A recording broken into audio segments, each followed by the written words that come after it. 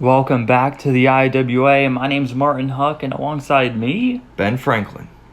And we have a couple of tag team matches set for you. The first one, Hobbs and Shaw versus KOTJ. And Franklin, the last time we saw KOTJ, they were able to ambush Fist and then leave Scope alone, and then they picked him apart from there. Yeah, it's cheap, but it's very smart work at the same time. A lot of people would argue it's also dirty. I mean, you start by attacking them backstage, challenging them to a match, then taking out one half of the team, and then you want to call yourself tough? Well, I wouldn't agree with the tough aspect of that game plan, but I would definitely say it was a smart play, ambushing them both the first time, getting them riled up, getting them angry, so then that they would accept the match, and then put it on a tailspin, because the back alley brawlers may have just been naive in that moment, thinking they were getting a regular tag team match against guys who jumped them backstage in the first place. And it resulted in a 2-on-1 advantage for the KOTJ. You're like the devil's advocate, Franklin. And now KOTJ are going to try to get their winning streak up even more at the expense of Hobbs and Shaw. But Hobbs and Shaw, as we know, are not slackers. They may not get along the best, but each person has their own skill sets. Hobbs has power. He's got force. Shaw has force, but he's also got agility. He's got smarts. And if you mix those together, I think we got future tag team champions. Yeah, it could very well be. I think maybe if they can turn that rivalry into whatever you can do, I can do better, and turn that up into I can beat this guy faster than you can beat him, they might have a little bit of cohesion there. Kind of like the Bar. Yeah, just beat them both up and try to win the match, because obviously if they lose a match, they'll definitely start blaming the other for the loss. Getting a little tension in the group. But speaking of tension, here comes the KOTJ, Calvin and Howard Montegne, who we were just talking about. And you've got to think, Scope's not about to let that slide. I wouldn't think. I mean, if Fist has recovered, if they've both recovered, I would think that they wouldn't let that slide. They had two advantages on him. They jumped him. That irked them. And then the second time, they isolated one member, broke him apart, so that in the match later, they could break apart the other guy. They're not going to get away with that. They're not going to just let that slide. I could tell it was sudden, because if it happened a long time before Unforgiven, Scope would have found a new partner, but he couldn't. They left Fist alive, and that could come back to bite them. Then we'll see if picking a fight with Hobbs and Shaw will bite the KOTJ as we get ready for the matchup. We sure will. And here we go. Hobbs out of the gate, but Calvin saw it coming. He sees he's getting a little jumpy. Ooh, but Hobbs reversing on his own. Franklin, between Hobbs and Calvin, who do you think has the advantage right now? Right now, I would say it's Hobbs, most definitely. It's the very start of the match, so he still has a lot in the tank in terms of cardio. And so that means he can pull off big power moves early and wear him down. And Hobbs already tagging in Shaw. He knows he needs Shaw, just like Shaw needs Hobbs, whether they want to admit it or not. Yeah, seeing good tag team work right here. Off the turnbuckle, and a bulldog. And Calvin finds himself isolated. It's quite funny how that works, doesn't it? Right, Calvin doesn't have a pretty face, but that bulldog is going to make it look even worse. Ooh, yeah. Alright, Hobbs and Shaw have complete control in the match, and I think he might be tagging Hobbs back in. Yeah, I'll let you know, those turnbuckles may be padded, but they'll definitely still hurt, as there is solid steel right behind it, as we get more tag team work as an elbow drop to the back. A guy that big hitting you with an elbow drop has got to hurt. And Hobbs, I wonder what he's looking for. Are they going for another tag team maneuver just to further beat him down? And they are. This is good. This is very good. Quick and frequent tags, keeping both men in the match fresh. It's the double big back body drop there. Exactly. Hobbs and Shaw maybe brutish, but they are not dummies. They aren't. Yeah, oh, playing a little possum there, getting a cheap shot in. And Calvin was looking to tag in Howard, but he decides he needs to put Shaw down. Suplex onto his back. Yeah, nice vertical suplex there. Pulling him out away from the corner, but I would suppose more so away from the ropes. He's just stomping on the chest now. Oof, the ground and pound game. Yeah, no hands to protect him from those stomps. None at all. Very smart from Calvin. And Calvin definitely seems like the strategist for KOTJ. I think that would be right because he picked a great time. Despite the frequent tags and the damage done, he hung in there so that when Shaw was in, he could play maybe a little possum, get a cheap strike in there so that they could take the advantage way easier than it would if he tried it against Hobbs. And Calvin's also the mouthpiece. But we got to shift from Calvin to Howard. Howard definitely seems like he's more on the reserve side. Ooh, some nice athleticism from him, showing he can get off the ground. Yeah, just some brutish strength. You've seen him delivering clubbing blows into the corner. And on top of that, it seems like the chest and back area alongside the neck currently are a target. That could be setting up for something big later. They're just continuing to wear Shaw down. The longer Shaw's in the ring, the better this goes for the Montaignes. Yeah, the cardio machine back there, Hobbs, he's definitely gonna get antsy the more and more damage that Shaw gets. You know, they could have played like pussies again, but I guess Taste's size versus Hobbs' size is why they didn't go for Hobbs. I mean, Hobbs definitely looks like he can solo them, whereas Taste does not. It's... There, oh, Shaw's fighting back now. There's press. Hammering away. Yeah, there's got to be some damage done there. But I think he's getting fired up. Oh, yeah.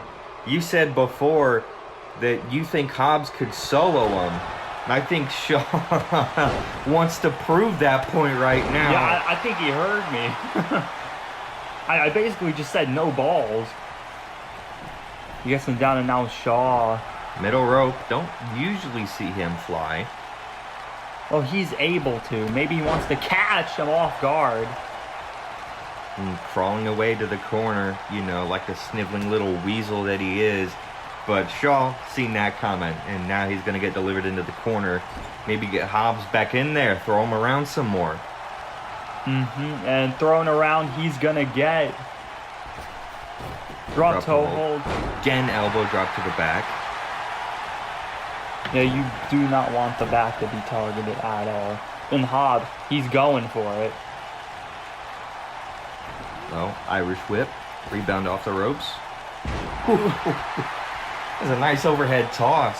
There's the throw around you're talking about. And Hobbs, he's going to get the other brother in as well. Did you see that? The back of his leg nailed his head off of that hip toss Hobbs into the is ring. swinging like a wild banshee. I know. Bulldog. Hobbs is soloing them. Just as I predicted. You could say commentators curse for the Montegne, but it's enjoyable to watch this big, burly man solo two people. Burly? Bro is burly. He's big, he's buff, and he's mean. Hey, don't let the whole Samoan Thor thing fool you. Is he his snake eyes? Oh, he was going for a clothesline, drop toe hold into the rope. Calvin was smarter than to just let him do that. Yeah, but still a lot more in the tank. As Hobbs hits a spine buster. Oh, he's pumped. He's ready to go. And this could be it. There we'll see is now a front face lock. Punch to the back, and now he's bringing him over to the corner. They could be hitting the finishing touch right here. They could. Rebound off the ropes. Back, no finishing touch yet. I think Shaw wants to get some licks in. Yeah, and the target has been mainly the back. Calvin's got it. Wait a minute. Hold on a second. Karma is coming. You heard what I said earlier, Franklin. The BAB are lurking. We mentioned before they weren't going to let this slide. This could change the psychology of the match right here. And Calvin's going to tag in Howard. He's not about to let Scope get involved in this. Oh, things are going to heat up. Oh, super kick from Howard to Shaw. Shaw is down. Calvin is back up. Yeah, now they might be more focused on the match than on the back alley brawlers, but I don't know if that's a good or a bad. Howard's also taking a look at Scope over there. Yeah, never mind getting distracted. It's not so easy when he's alone, is it? And Oh, small package. He's going to seize the moment. He's going to take the opportunity. 1, 2, 3. There's the intelligence of Deckard Shaw we were talking about, Franklin. Yeah, we were talking about the intelligence that the Montaignes were able to use to pick their spots and take the advantage on Shaw compared to Hobbs being, well, quote unquote, easier to handle. But Shaw's just turned that mental game right around against him. That he did. And now, thanks to their own actions at Unforgiven, KOTJ were not able to pick it up. Now that the match is over and they can't get disqualified, I have a feeling tensions are going to explode. And look, Shaw locked in that small package fair and square. Okay? It is Howard's own fault, Calvin's fault as well, for getting distracted. That is indeed, it is their fault for getting distracted by the presence of the BAB. And Shaw was just simply taking advantage, and Scope's ready to fight. He's ready to start slugging. They're both ready to slug. When are they not? The BAB, obviously in their name, back alley brawlers, they're ready to slug anytime, anywhere. They're not brothers by blood. They are brothers by friendship or something. I don't know, I can't really focus right now. These two are fighting. Then it's a very dangerous area back over there. There's no mat on the floor, and while the mat doesn't offer the greatest protection, concrete by itself is way worse. Oh, his back. Oh my gosh. That was targeted by Shaw and Hobbs in the match. And taken advantage of right there. K-Swiss getting his lick in. Here we go. Boom! The brass knuckles, and Howard fell right for it.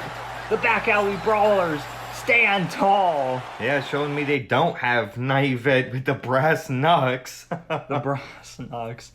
That's definitely heating up. You want to talk about a personal rivalry? Stark and Spidey versus the Symbiotes. You gotta remember, before Emergence, the Symbiotes decided they were gonna beat up Stark and Spidey, but then at Emergence itself, Stark and Spidey attacked the Symbiotes before the tag title match at Emergence. And then at Bloodlust, Stark and Spidey were able to get the win against them in a tornado tag team match. Now they had some time away, but everything changed, Franklin, at Unforgiven. Because when it looked like the Symbiotes in the Order were about to claim some gold, Stark and Spidey returned to the Symbiotes' lives, not going to let them get the tag team titles that easy. Yeah, you want to talk about a long-standing blood feud? So excited. That's what we got right here. And there is an added stipulation to this as well. You see, Stark and Spidey also are interested in the tag team championships. So basically, whoever wins this tag team number one contenders match basically is going to go on to fight Project Altitude.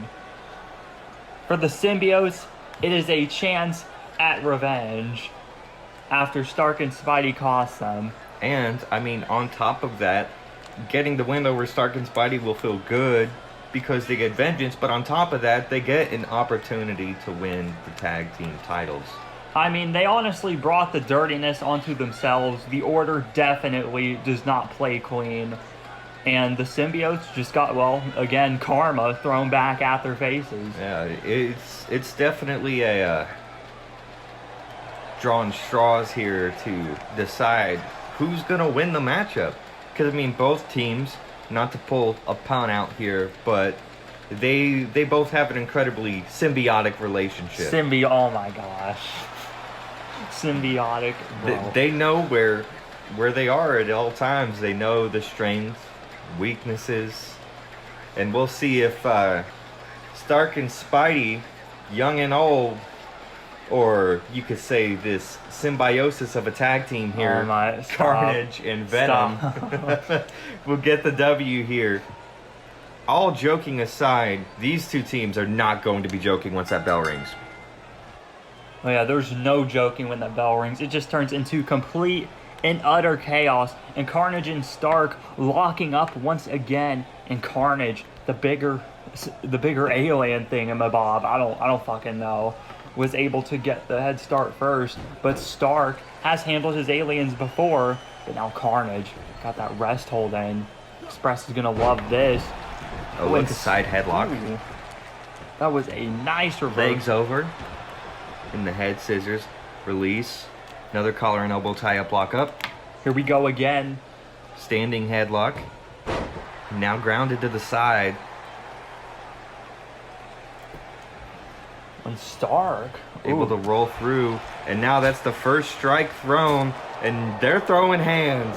Oh yeah, here we go. What nice teamwork. Venom pulling down the top rope and Stark spilling out, already isolated from Spider-Man. Yeah, that's smart. Basic tag team strategies. He gets a backstabber on the outside. When it's a 2-on-2 occasion, not like the KOTJ did at the one point. Yeah.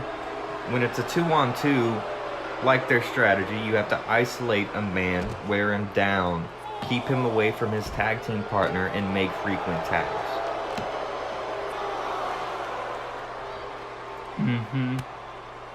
And now they're continuing to work on Stark here, throwing him around. Yeah, the outside is not a friendly place for anybody.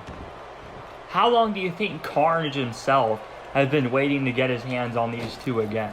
Because he is... Oh, Spider-Man, though, accidentally taking out the ref. Inadvertently hitting the referee.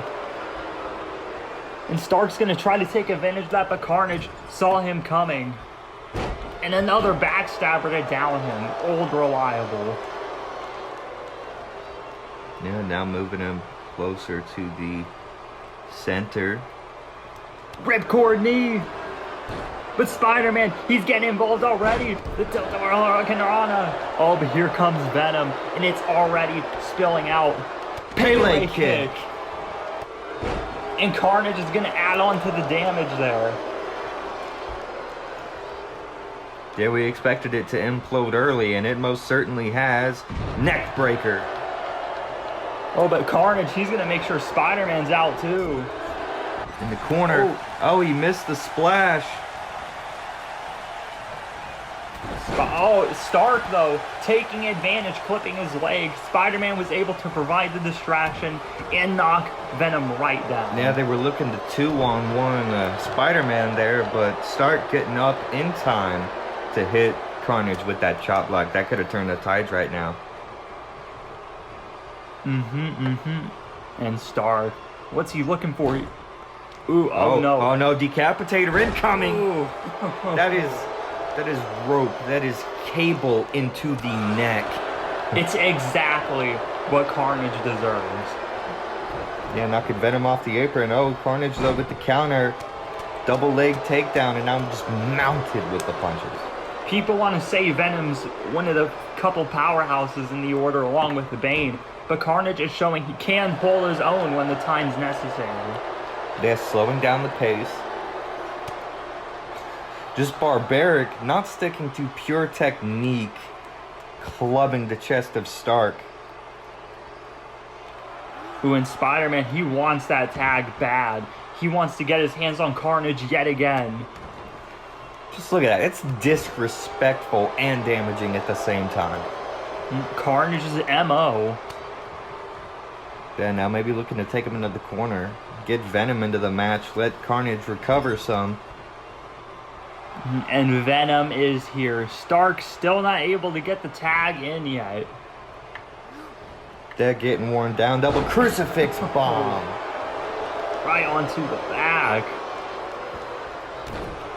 Stark is in a special kind of hell right now. Can't tag in Spider-Man, then the symbiotes are overpowering him. Venom's about to make that worse. And a vertical suplex. Ooh. And Spider-Man is out for the count for the time being. Oh, Stark recovering though. He delivered a knee to the face, but he has no one to tag. He's got to go at it alone. We'll see if that fire in his loins right now is going to help him. Stark's gone at it alone before, but... Tilt-a-whirl sidewalk slam. Not quite. I really respect Stark for trying to go at it alone there, but in the end, Venom had him scouted. Stark refuses to go down after each strike, and Venom's like, nah, I'm gonna make you. Chop, snapmare, and a drop kick. Another dangerous thing about this team, Venom's power and ability to do drop kicks. Yeah, power not the only game Venom has, but it is most certainly his main threat. It must have been why Wells chose him, because everyone in the Order has power in some type of way. Yeah, and definitely we've seen Carnage with some technical ability on top of the barbarism. Oh, Stark with the counter. Stark. Float over neck breaker. But Venom's right there to stop him, and Stark, he's going to try to clip him by the knees. Yeah, chop down the big man. That's the smarts of Tony Stark that he has. And Spider-Man tried to get Venom, but Venom moved out right at the last minute. And oh, it's going into madness right here. Stark downs Venom. Yeah, the big man is down, but isn't Carnage the legal man? But Carnage, what's he looking at? Wait a minute. Distracted by Spider-Man. Oh, but here comes Venom. No, Carnage is not the legal man. I believe it's Stark and Venom. Taunting each other. Never mind. I've been proven wrong. Oh, Carnage missing the clothesline. Oh, O'Connor roll. It worked for Shaw. Can it work for Stark? No, kick out.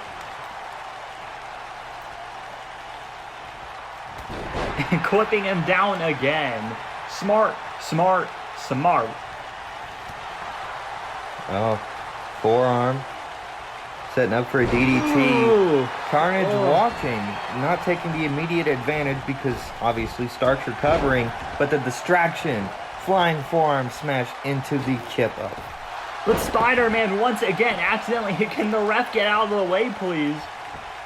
That's just one of the hazards of being a referee, but since there's no ref, there's no 5 count. I figured Spider-Man was trying to take advantage, but no, that was a no-go. But Carnage just threw him off.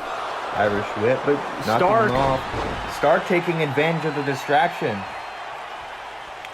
These four are just going at it. Oh my gosh. And Stark, he's ready to go this time. This time, he can get some breathing room. This time, he can inflict some serious damage. They're laying on the offense. Now's your time. Stomp. Oh, wow. Sunset flip powerbomb. Now he's picking him back up again. Irish whip into the corner, gets Spider-Man in there, the fresher man. Looking to get Spidey into this match, and he's here. Pick him up on the middle rope. Oh, Hurricane on a powerbomb. Holy shit. He's The move dead. turned the tide. That is definitely one. What? Carnage is unreal. Well, the symbiotes do give the wearers some physical advantages. And Venom, he's sticking his dirty nose back in again. They're trying to get in, but the referee was reprimanding him, but it was enough of a distraction. And Carnage is just thrilled about this. He doesn't care if it's wasting time. Here comes Carnage. Double clotheslines. Oh, duck under spiders. And a That was a nice drop kick. Beautiful form. Beautiful, exactly. I don't quite know what I mean by that, but exactly. And Carnage, just short. And Stark badly wants that tag because the Symbiotes are keeping this in their ballpark. Carnage, he has Spidey in his sights. Stalking from the corner. Oh, he hit him with a back body drop.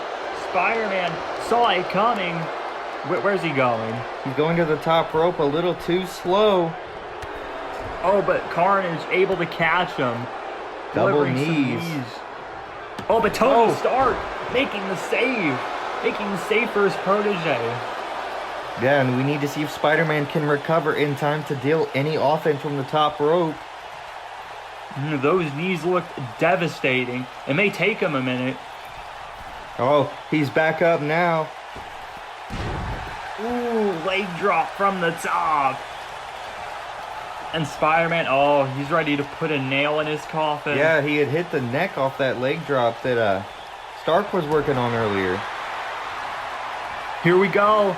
Oh, Hurricane run into the ropes. We know what comes next. Any fans of cruiserweights know this. 619. Oh, but Venom dealing damage to Stark. Spidey doesn't see it. He's in the zone.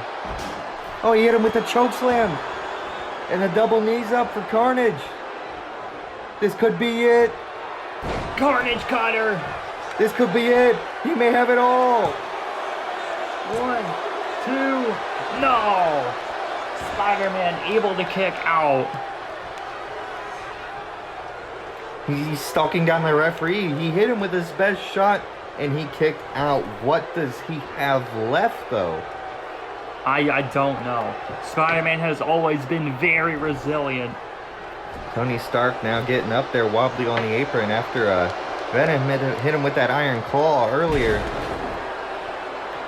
Throwing him at the turnbuckle, but Stark, he's still getting his licks in too, and Carnage, he's gonna try to stop it. But oh, here they go. Tony sidestepping Carnage. Some evasion, but hanging up on the apron did not pay off.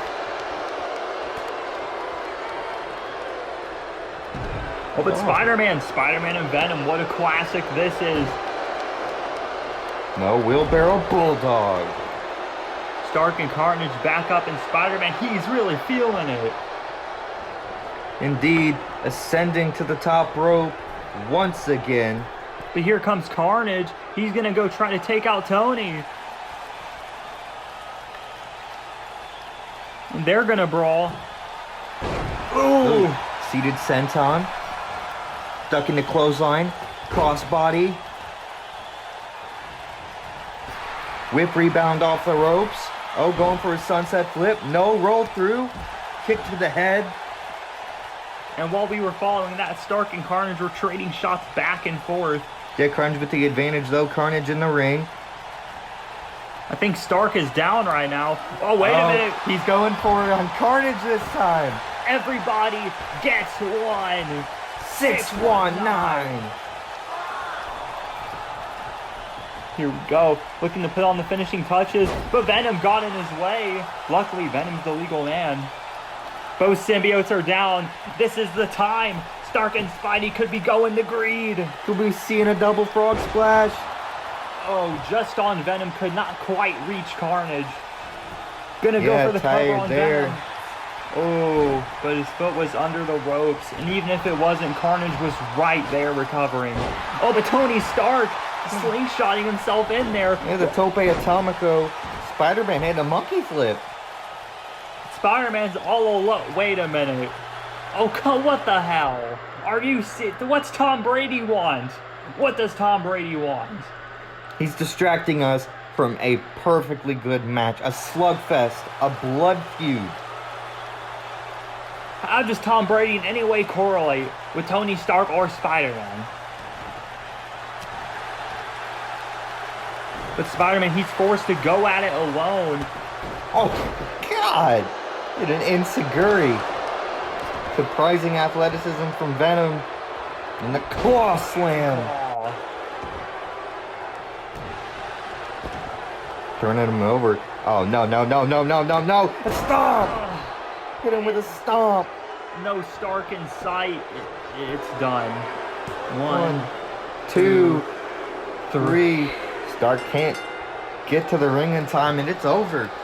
The Symbiotes are going to have another shot at the tag team gold.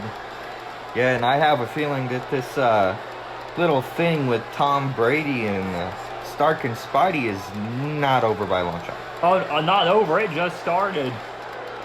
We don't even know why Tom Brady chose to do what he just did. Then on top of that, on top of the distraction, he cost them an opportunity at the tag team titles. He cost them an opportunity to stop the Order.